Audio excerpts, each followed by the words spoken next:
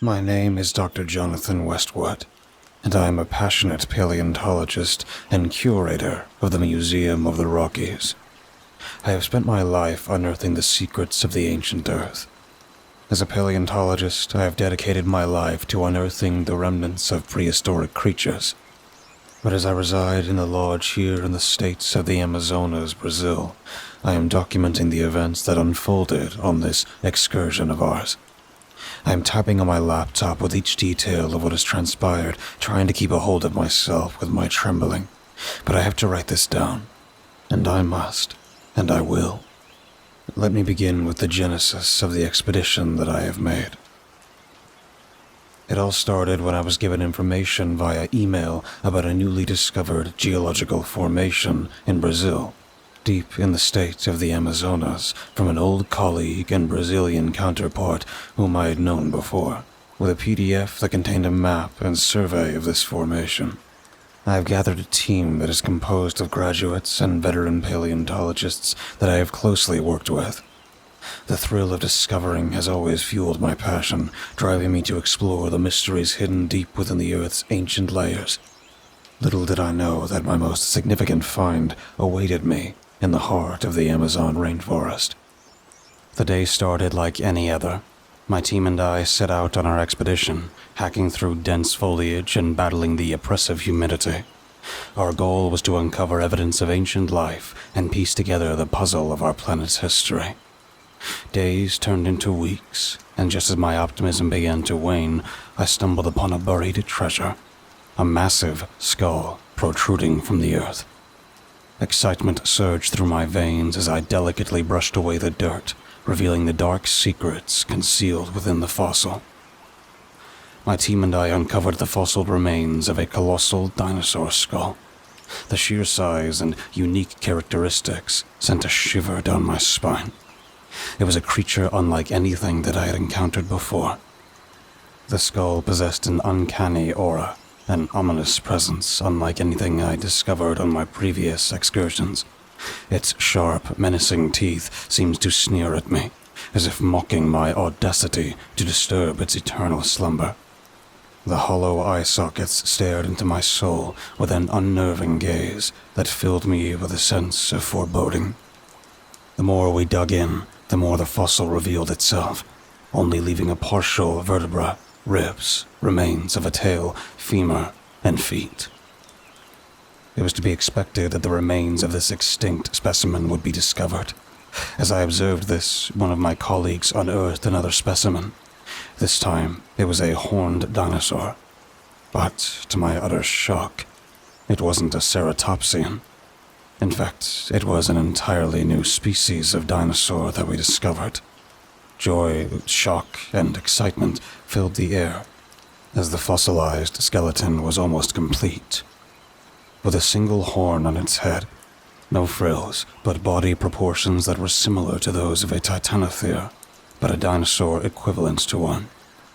With its short tail and barrel-like body, whose bones were thick, my eyes examined this prehistoric beast, as I hypothesized that it was a heavy-set animal that browsed the Cretaceous forest. And so we all came together to come up with a name for this horned beast, and we all agreed to call it Oranotherosaurus superiortus.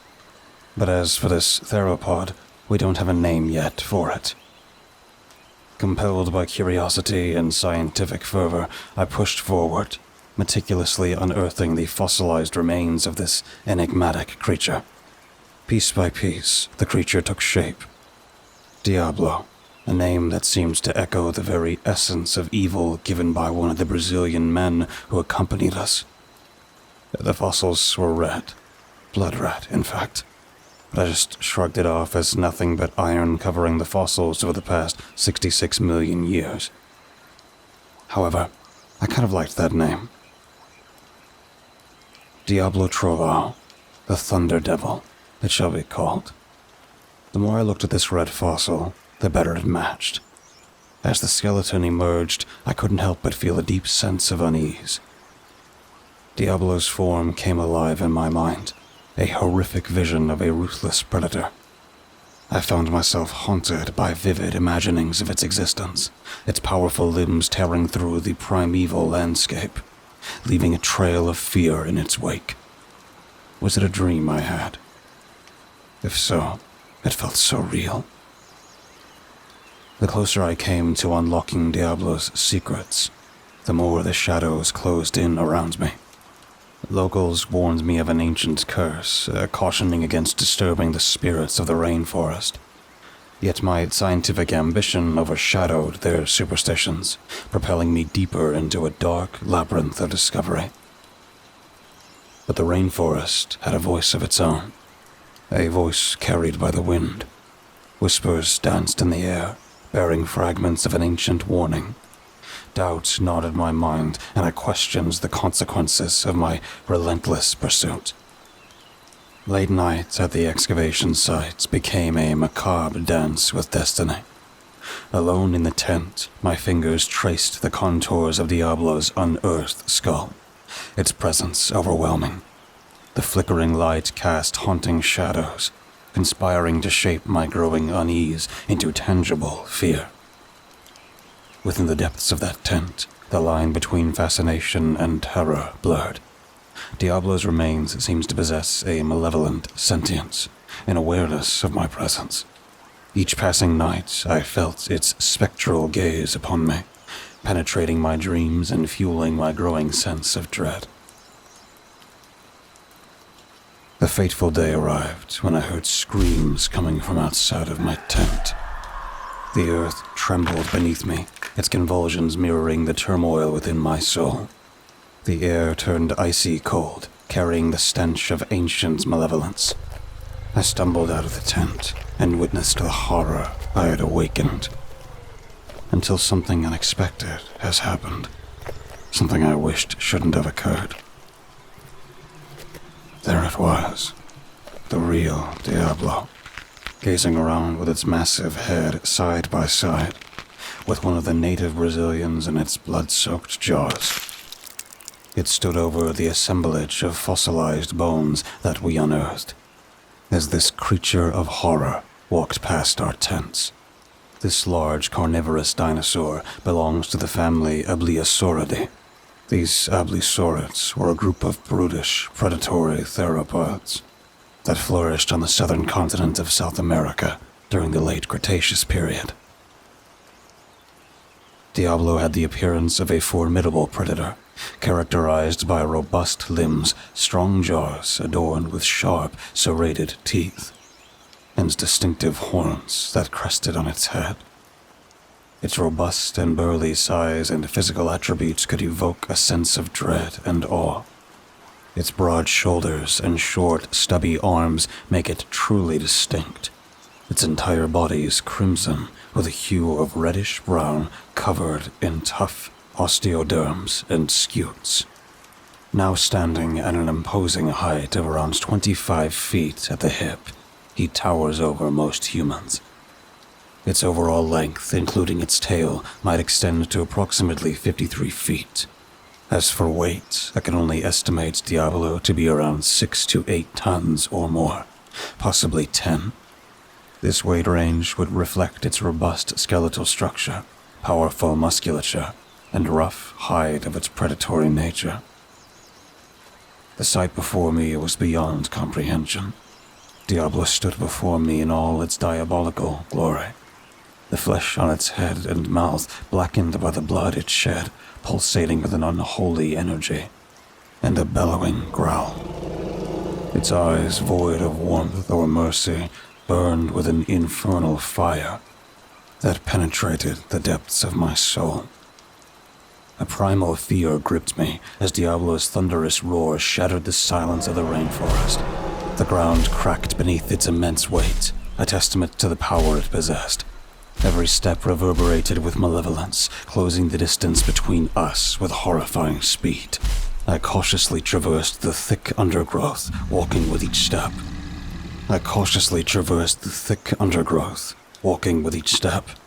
The air was heavy with a stench of decay and humidity. Suddenly, a chilling hiss cut through the silence, freezing me in my tracks. I slowly turned my head, as my own eyes were widening and I found myself face to face with a pair of gleaming, yellow eyes. A massive caiman, easily over 45 feet in length, lurked at the water's edge, its enormous jaws agape, revealing rows of bone-crushing, razor-sharp teeth in its heavy jaws. It had a broad snout with distinctive bands. Fear gripped me as I realized I had unwillingly ventured too close to the creature's territory. The caiman's eyes locked onto mine, its gaze filled with predatory intensity. I slowly backed away, my every movement measured and deliberate. The giant caiman followed my retreat, its thick, scaly, dark body partially submerged in the murky water, ready to strike at any moment. It was a narrow escape, a chilling reminder of the dangers that lurked in the Amazon's watery depths. The encounter with the caiman left me on edge as my nerves frayed. I sought refuge on higher ground, hoping to find safety amidst the dense foliage. As I cautiously made my way through the tangled vines, my eyes widened at the sights before me. Almost coiling amongst the trees, a serpent of immense proportions lay in wait. The serpent's scales glistened with iridescent hues, mesmerizing yet foreboding. Its forked tongue flicked in and out, tasting the air as if assessing my presence. I felt a mixture of awe and trepidation as I saw the creature as some sort of giant, elongated serpent, the embodiment of primal power. But this was a new species, of having a lizard-like head and stripes on its body. My mind raced, searching for a way to avoid provoking the massive serpent. I knew the slightest misstep could spell disaster. With utmost care, I again slowly retraced my steps, my eyes locked on the serpent's unblinking gaze. The tense silence was broken only by the rustle of leaves. It was a harrowing test of nerve, a battle of wills with one of the Amazon's most fearsome inhabitants. Finally, I found myself out of the serpent's range, the oppressive weight of its presence lifting from my shoulders. I breathed a sigh of relief, knowing that I had narrowly escaped the serpent's deadly embrace. The encounter left me humbled and reminded me of the untamed nature of the rainforest, where every step held the potential for a confrontation with its formidable inhabitants. These encounters with the giant caiman and the giant serpent would serve as pivotal moments in my journey, heightening the sense of danger and unpredictability that surrounded them in the Amazon. The confrontation with these formidable creatures would test my resilience and serve as haunting reminders of the peril inherent in my quest for discovery. Until I heard Diablo's roar. My heart pounded in my chest, and the sound of my own mortality echoed in my ears. Panic welled up inside me, threatening to consume my rationality. I ran, fueled by sheer survival instinct, my every breath a desperate plea for escape from this nightmare of my own making. But Diablo pursued me again relentlessly, its monstrous form tearing through the rainforest, relentless in its pursuit. I stumbled over roots and dense undergrowth, my mind clouded by fear. Every glance over my shoulder revealed the twisted visage of Diablo, a grim reminder of the horrors that awaited me if it caught up. As Diablo ventured deeper into the heart of the rainforest, it encountered a formidable presence, a giant caiman from before that lay in wait along the banks of a murky river. The air crackled with tension as the ancient reptilian adversaries faced each other, locked in a primal struggle for dominance. The giant caiman's jaw snapped with a thunderous force, a warning to Diablo that it was not to be trifled with. But Diablo, fueled by an ancient power and an instinct honed over millennia, met the caiman's challenge head-on. With lightning reflexes, it lunged at the massive reptile, its jaws snapping at the amphibious beast. A ferocious battle ensued, with the clash of titans reverberating through the rainforest. The caiman's massive tail thrashed against the ground, creating tremors that rippled through the water. Diablo, agile and relentless, circled its adversary, striking with calculated precision. Its jaws clamped onto the caiman's thick hide, while its powerful hind legs delivered bone-crushing kicks. As the battle raged on, I watched from a safe distance. The primal forces at play were awe-inspiring, yet I knew that the outcome of this clash could have dire consequences for the delicate balance of the rainforest. Amidst the chaos, a new threat emerged. A giant serpent from before, drawn by the commotion. With eyes gleaming with an otherworldly light, it slithered towards the battle scene, its massive coils ready to strike. The clash of the titans took an unexpected turn as Diablo, momentarily distracted by the serpent's arrival, found itself caught between two formidable foes. My mind raced as I witnessed the unfolding chaos. Two ancient creatures, locked in a primordial struggle, threatened to tear the rainforest apart. The clash of fangs and claws sent shockwaves to the air, while the earth trembled beneath their immense power. In a display of instinctive survival, Diablo unleashed a flurry of attacks, striking at both the caiman and the serpent. Its powerful jaws tore through scales and flesh, inflicting wounds that dripped with primal fury. But the caiman and the serpent were not easily defeated. They fought back with equal domination, their primal instincts driving them to protect their territory and assert their dominance. As the battle reached its crescendo, a moment of truth hung in the air.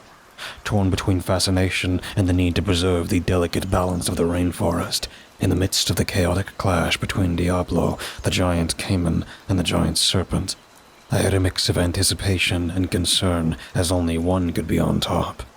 I knew that the outcome of this battle would have far-reaching consequences for the fragile equilibrium of the rainforest. As the titanic struggle continued, a realization dawned on me. I only understood that I couldn't stand idly by, merely observing the clash of these mighty creatures. And so I had to escape, and let these monsters deal with each other. I cautiously made my way through the dense foliage, further escaping into an unknown location. And then, in that moment, that felt both surreal and awe-inspiring, I found myself standing before a gathering of dinosaurs that once roamed this very land. The towering presence of the Titanosaurus commanded attention, their colossal forms casting a shadow over the landscape, their elongated necks stretched upwards, their heads adorned with blunt snouts and tiny eyes that seemed to peer into the depths of time. Amidst the Titanosaurs, graceful hadrosaurs moved in herds, their chunky bodies and duck-billed mouths a testament to their herbivorous nature. I began to marvel at their ability to navigate the dense vegetation. Their specialized teeth were perfectly adapted for grazing on ferns and other foliage. And there I saw large species of Maolanids and Chilonoidus that were as big as bison, if not bigger. Amongst the herbivores, armored Ankylosaurus trudged along, their bodies covered in thick, bony plates and adorned with menacing spikes. I was fascinated by their sturdy defenses, a formidable barrier against any would-be predator. And there was that horned herbivorous dinosaur that I and my team discovered, browsing on the water's edge.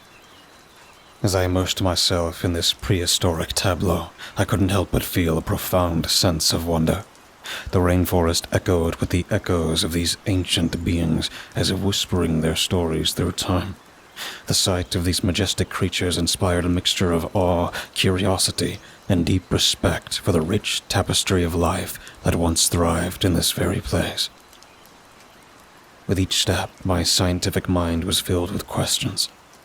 How did these creatures interact? What was their social structure like?